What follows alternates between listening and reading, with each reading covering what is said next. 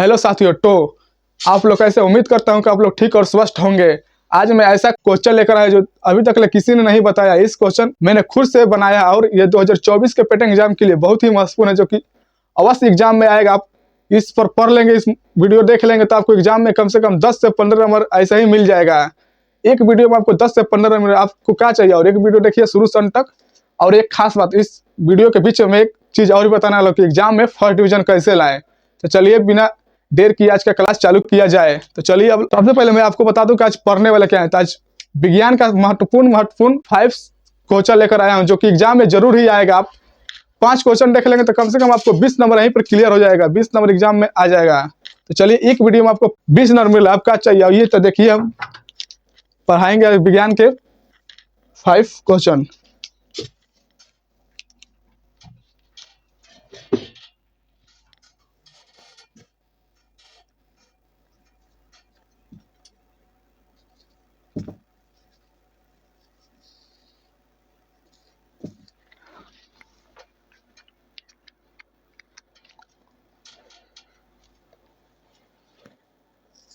पहला क्वेश्चन,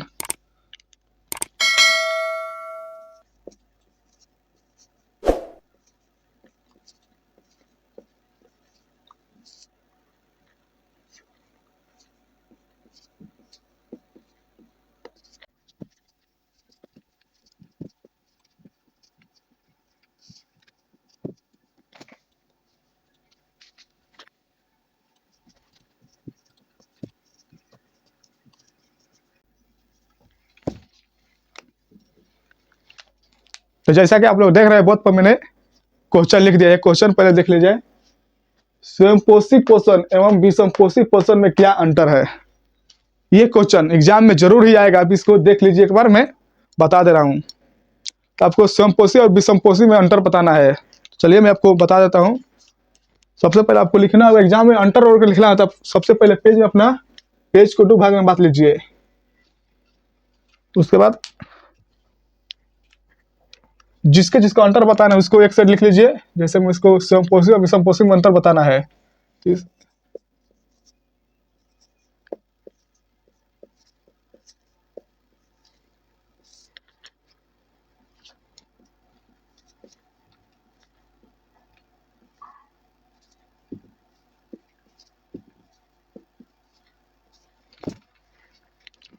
आपको ऐसे करके लिख लेना है, स्वयंपोषी और विषमपोषी। तो चलिए मैं आपको लिख कर दिखला देता हूँ। स्वयंपोषी,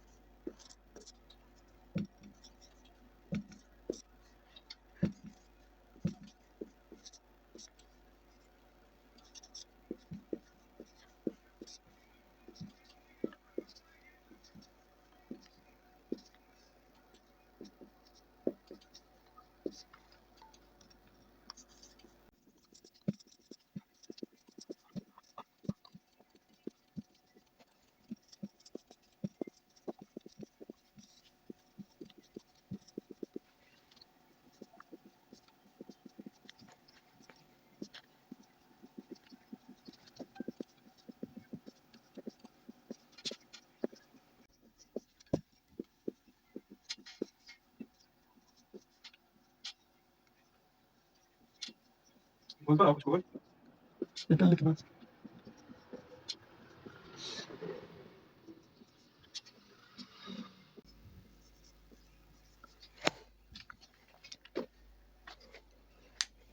तो आप लोग को जैसा बोर्ड पर रख रहा है, आपके ने आंसर लिख दिया इस क्वेश्चन का। तो पहले चलिए आपको पढ़ के बताता हूँ। पहला, स्वयंपोषी पोषण, ऐसे जीव जो अपना भोजन स्वयं बनाते हैं और ग्रहण करते हैं, उन्हें स्वयंपोषी भोजन कहते हैं।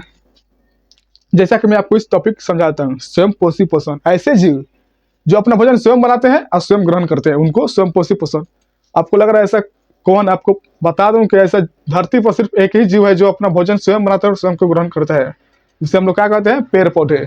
क्योंकि पेड़ पौधे ऐसे जीव हैं जो कि अपना भोजन स्वयं बनाते हैं और स्वयं ही ग्रहण करते हैं। क्योंकि उनको बनाने के लिए कौन है? वो स्वयं अपना भोजन बनाते हैं और स्वयं ही ग्रहण करते हैं। और दूसरा, विषमपोषी पोषण, इसको चलिए आपको पढ़ कर दिखला। तो ऐसे जीव जो अपना भोजन स्वयं नहीं बनाते हुए बल्कि दूसरे पर निर्भर होते हैं, उन्हें स्वयंपोषी पोषण कहते हैं।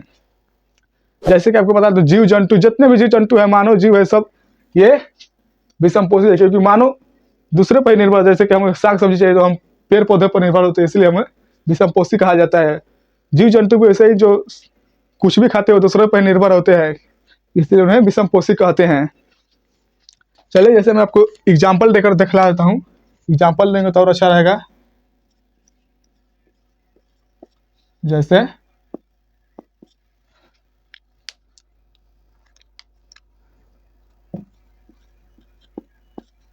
पेड़ पौधे, इसमें तो आपको बतला दिया हूँ, फिर भी लेकिन लिख कर चलिए दिखा देता हूँ। जैसे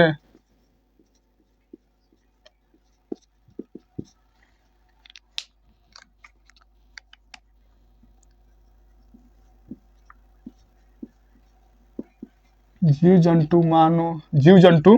अब जीव जंतु में समझिए कि मानव भी आता ही है, ये सभी होते हैं विषमपोषी। अब चलिए नेक्स्ट क्वेश्चन देखेंगे। अब चला जाए कि नेक्स्ट क्वेश्चन पर। देखिए नेक्स्ट क्वेश्चन क्या है, तो चलिए नेक्स्ट क्वेश्चन लिखते हैं बोर्ड पर और देखते हैं उसका भी आंसर। आइए,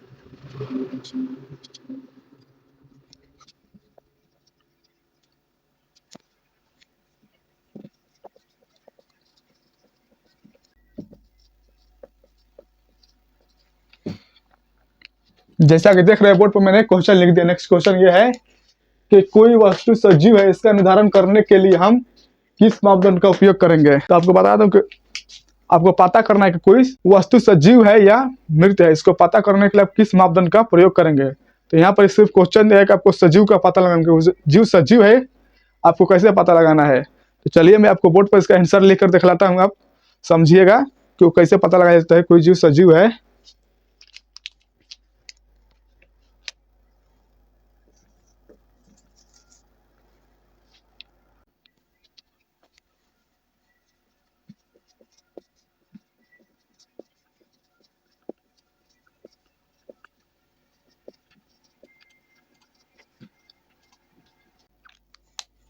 जैसा कि आपको लग रहा है बोर्ड पर, मैंने इसका आंसर लिख दिया है। सजीव वस्तु निरंतर गतिशील रहता है, चाहे वह वस्तु शुष्क क्यों ना हो, वो हमेशा गतिशील रहते हैं। अगर क्या आपको सजीव वस्तु पहचाना है तो वो उसको देखिएगा, वो निरंतर गतिशील में रहेगा। जैसे जीव जंतु हमेशा उसका देह हाथ गतिशील में या चलते फिरते रहता है, इसका जो भी अणु गतिशील में रहता है। तो आप लोग बात करेंगे पेड़ पौधे सजीव है निर्जीव, तो मैं आपको बता दूं कि पेड़ पौधे सजीव वस्तु है, क्योंकि वो तो आपको देखने में विराम अवस्था में आपको रखेंगे वहीं पर खड़े हैं, लेकिन उनका जो अंदर का अणु होते हैं वो हमेशा गतिशील रहते हैं। आप लोग जाकर इस बात को पता कीजिए, क्योंकि जो पेड़ पौधे होते हैं उनका अणु हमेशा गतिशील रहते हैं, जिसके कारण उनका हम सजीव जीव भी बोलते हैं। इस क्वेश्चन को देख लीजिए, आप देख लिए। चलिए अब नेक्स्ट क्वेश्चन की बात की जाए।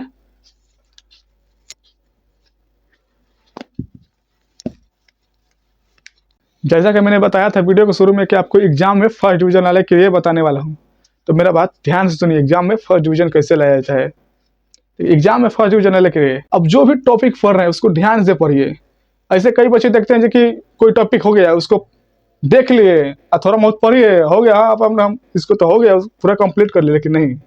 अब जिस टॉपिक को पढ़ रहे हैं उसको पूरा देखिए और ध्यान से देखिए, समझिए। क्या पता वही टॉपिक आ जाए आपको एग्जाम में, तो आप देखे रहेंगे, समझे रहेंगे, तो उसको बढ़िया से लिखेंगे। इसलिए बोला जाता है कि कोई भी टॉपिक देखिए तो उसको पहले ध्यान से देखिए और उसको याद कर लीजिए। ऐसा नहीं कि उसको छोड़ दें, उसको देखिए और याद कीजिए। एग्जाम ऐसे ही नहीं जाएंगे बिना, मान लीजिए कोई बिना तैयारी के लेके गया एग्जाम में और उससे एक सवाल ऐसे ही आ गया जैसे कि कोई वस्तु सजीव है, इसका कैसे पता करें। मान लीजिए वो नहीं, ऐसे वीडियो देखा मेरा, अब बस देख लिया और चल गया, उसको हम आंसर देखने नहीं किया, तो कैसे एग्जाम में फर्स्ट डिवीजन आएगा। इसके लिए आपको वीडियो देखना पड़ता है शुरू से लेकर अंत तक, और वीडियो देखने से नहीं उसको समझना पड़ता है साथ में। अच्छे से समझिए तभी एग्जाम में जाएंगे। याद करने की जरूरत नहीं, आपको समझना, इसलिए मैं आपको समझा रहा हूँ। याद तो बेवकूफ लड़का करता है, क्योंकि याद करने से थोड़ी ना होता है। इसको समझ लीजिए, समझ लेंगे तो अपने लैंग्वेज में लिख देंगे। एग्जामिनर आप जाइएगा बिहार बोर्ड का नोटिस पढ़िएगा। एग्जामिनर क्या कहता है बिहार बोर्ड कि आप अपने लैंग्वेज में लिखिए, ये नहीं कि आप किताबी भाषा में गए या कुछ भी लिख कर आ गए। अपने लैंग्वेज में लिखेंगे तो अच्छा नंबर देगा एग्जामिनर, इसीलिए लोग कहते हैं कि अपने लैंग्वेज में लिखा जाता है। चलिए नेक्स्ट क्वेश्चन हम बात करते हैं। ऐसे ही फर्स्ट डिवीजन है तो आप समझ गए होंगे। कोई भी वीडियो देखिए तो ध्यान से देखिए, ऐसा नहीं कि बीच बीच में छोड़कर चले जाते हैं, नहीं, ध्यान से देखिए। चलिए तो नेक्स्ट क्वेश्चन चलते हैं, देखते हैं।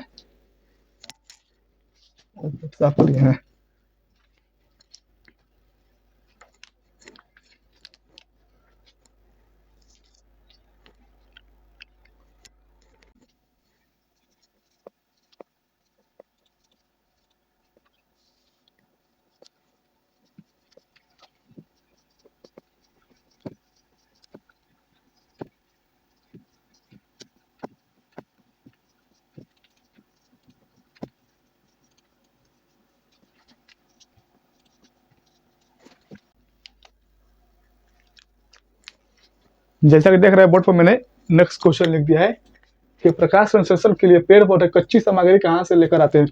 कच्ची सामग्री कहने का अर्थ है जो भोजन, उनको भोजन बनाने के लिए जो आवश्यक लगता है वो कहाँ से लेकर आते हैं, यही बात क्वेश्चन में पूछा गया है। तो चलिए मैं पहले आपको इस क्वेश्चन को चित्र के माध्यम से समझा देता हूँ, उसके बाद मैं इसका आंसर लिख कर दिखला दूंगा।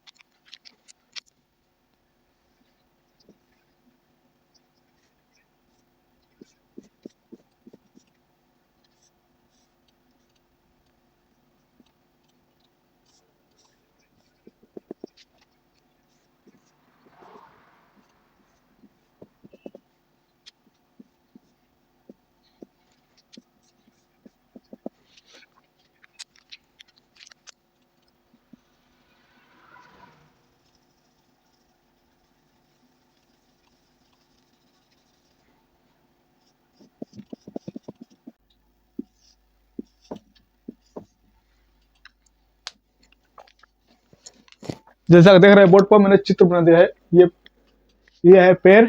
चलिए इसको लिख देते हैं।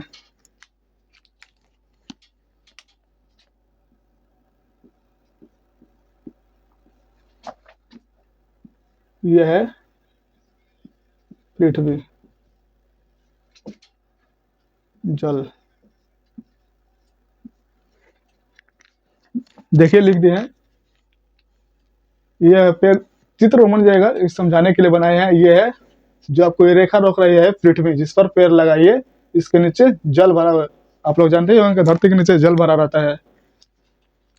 तो मैं आपको बतला दूं कि प्रकाश संश्लेषण के लिए कच्ची सामग्री के रूप में पेड़ पौधों को क्या चाहिए होता है। सबसे पहले उसको चाहिए होता है जल, दूसरा नंबर क्लोरोफिल, तीसरा नंबर ऊर्जा, चौथा नंबर कार्बन डाइऑक्साइड। ये इनको 4 तत्व चाहिए जिससे वो अपना भोजन को पूरा करते हैं। तो चलिए मैं आपको बतलाता हूँ कहाँ कहाँ से ये सब लाकर आते हैं। सबसे पहले मैं बात करता हूँ, रुकिए थोड़ा गिर गया, उठा ले इसको। सबसे पहले आपको बात करता हूँ कि वो जल को कहाँ से लेकर आते हैं। ये आपको लौक रहा है, ये जो जड़ है, इनका जड़ देख रहे हैं आप, ये सब जड़ है।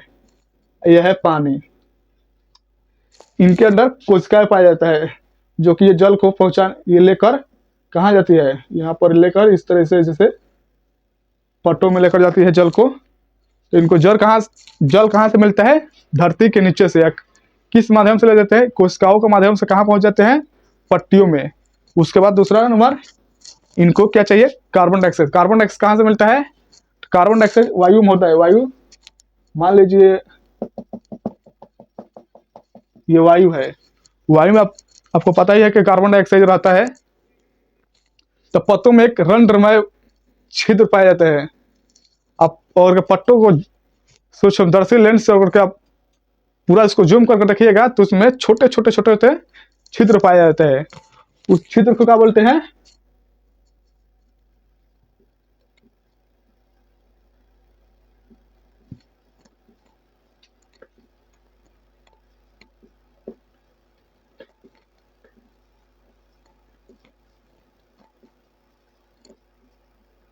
उस क्षेत्र को बोलते हैं रंध्रमय छिद्र।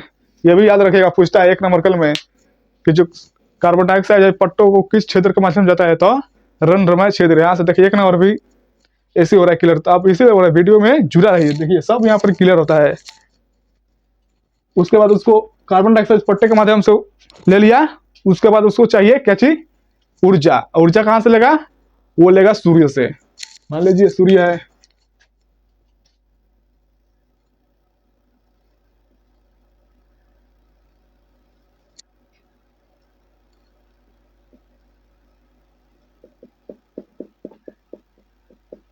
मान लीजिए हमारा सूरज है, इससे जो ऊर्जा आता है वो पत्तियां ग्रहण कर लेती है, जिससे उसको ऊर्जा भी मिल जाता है। अब क्या चाहिए उसको, क्लोरोफिल। तो देखिए पेड़ पौधे के हर एक पत्ते में क्लोरोफिल अलग से ही उनके अंदर मौजूद होता है। क्लोरोफिल नहीं, क्लोरोप्लास्ट मौजूद होता है, जिसके क्लोरोप्लास्ट में ही क्लोरोफिल पाया जाता है, जिससे उनके पत्ते में क्लोरोफिल अलग से ही मौजूद होते हैं। तो उनको भोजन बनाने के लिए सब चीज मिल गया है, क्लोरोफिल मिल गया, कार्बन डाइऑक्साइड मिल गया, ऊर्जा मिल गया, जल मिल गया। अब वो अपना भोजन स्वयं बनाते हैं। और मान लीजिए भोजन मान लीजिए, उसके बाद भोजन को सब जगह भेजा जाता है, अलग अलग तनी, अलग अलग पेड़ पौधे मैंने जैसे जड़ और को सब जगह भोजन को स्थानांतरण किया जाता है। तो चलिए मैं आपको लिख कर बता देता हूँ, आप समझ गए होंगे इससे। अब चलिए मैं आपको आंसर लिख देता हूँ कि आपको एग्जाम में कैसे लिखना है कि आपको एग्जामिनर सही सही नंबर दे और अच्छा से आज एग्जाम में जाइएगा और अच्छा प्रदर्शन कर कर आइएगा।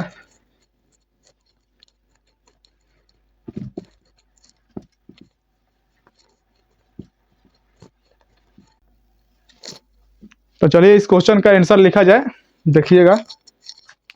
सबसे पहले हम लिख ले प्रकाश संश्लेषण। तो मैं आपको प्रकाश संश्लेषण बता देता हूँ कि क्या होता है। चलिए मैं लिख कर दिखला देता हूँ।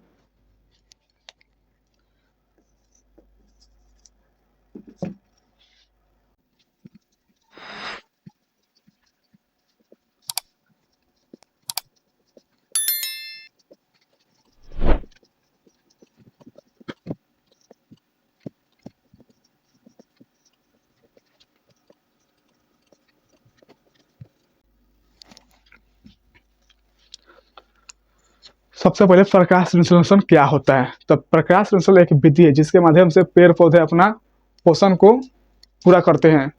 चलिए ऐसा नहीं लिखना है, ये तो 5 छठा के लिए ऐसा लिखा जाता है, लेकिन इसमें आपको क्लास 10th है। एग्जामिनर आपको ऐसे ही नंबर थोड़ी ना देगा, आप कुछ बढ़िया लिख कर आइएगा तो आपको एग्जामिनर अच्छे से नंबर देगा। तो चलिए लिखते हैं बढ़िया से। ये तो हो गया ऐसे, लेकिन आपको लिखना है, टॉपिक डाल देना है, क्योंकि एग्जामिनर देखना चाहता है आप कितना पढ़े या कहाँ तक पढ़े, आप कैसे पढ़ते हैं, उस सब ध्यान में रखता है। ऐसे ही थोड़ी ना एग्जामिनर भूखा बैठा है वहाँ पर ही, सब ध्यान में रखता है। चलिए देखते हैं।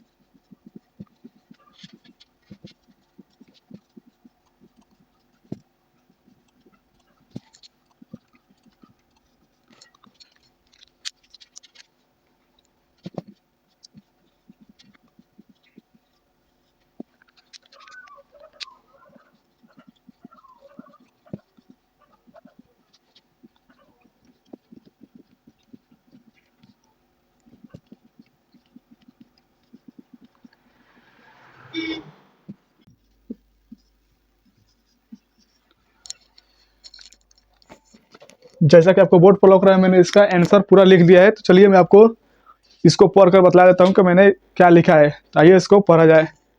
पहला, प्रकाश संश्लेषण के लिए पेड़ पौधों की कच्ची सामग्री कहाँ से लेकर आते हैं, ये हुआ इसका क्वेश्चन। चलिए इसका आंसर लिखते हैं। आंसर लिख लिया। प्रकाश संश्लेषण एक ऐसी विधि है जिसमें पेड़ पौधे अपना भोजन स्वयं बनाते हैं। मैंने आपको पहले ही बताया कि प्रकाश संश्लेषण एक ऐसी विधि है जिसमें पेड़ पौधा अपना भोजन स्वयं बनाते हैं और स्वयं को ही खाते हैं।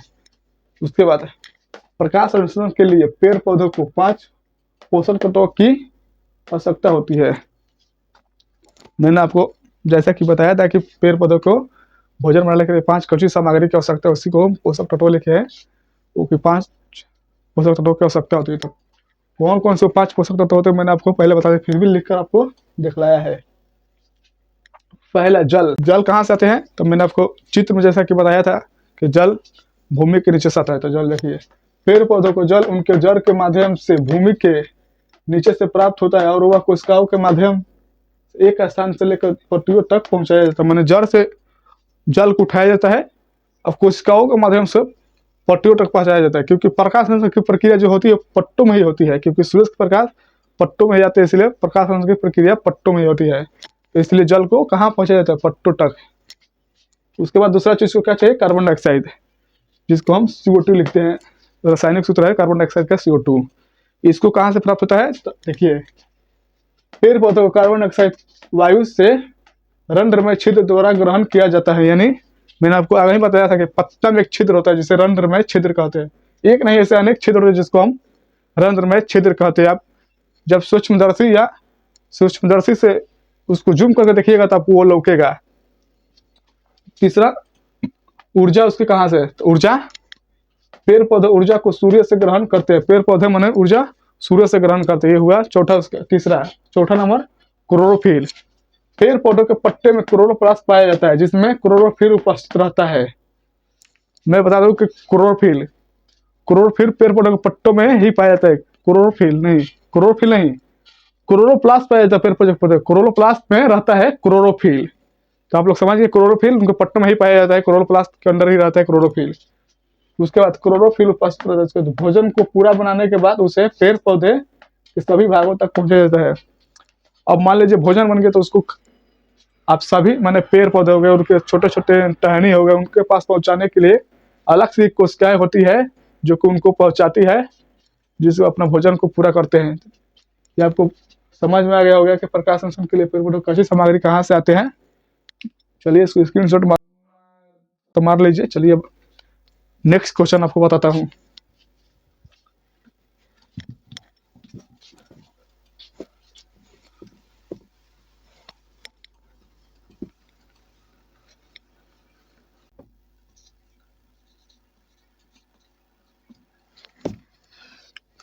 जैसा कि आपको बोर्ड पर देख रहे हैं कि मैंने क्वेश्चन लिख दिया है कि अमाशय में हाइड्रोक्लोरिक अम्ल की क्या भूमिका है। तो आपको बता, अमाशय आप जानते होंगे कि अमाशय पेट को कहा जाता है, उसमें हाइड्रोलिक अम्ल की क्या भूमिका है यही बताना है। जो कि क्वेश्चन आया है, देख लीजिए, क्वेश्चन यही लिखा गया है, अमाशय में हाइड्रोलिक अम्ल की क्या भूमिका है। तो चलिए इसको मैं लिख देता हूँ, उसके बाद आपको समझाने की कोशिश करूंगा। पहले लिख देता हूँ, उसके बाद आपको समझाने की कोशिश करूंगा।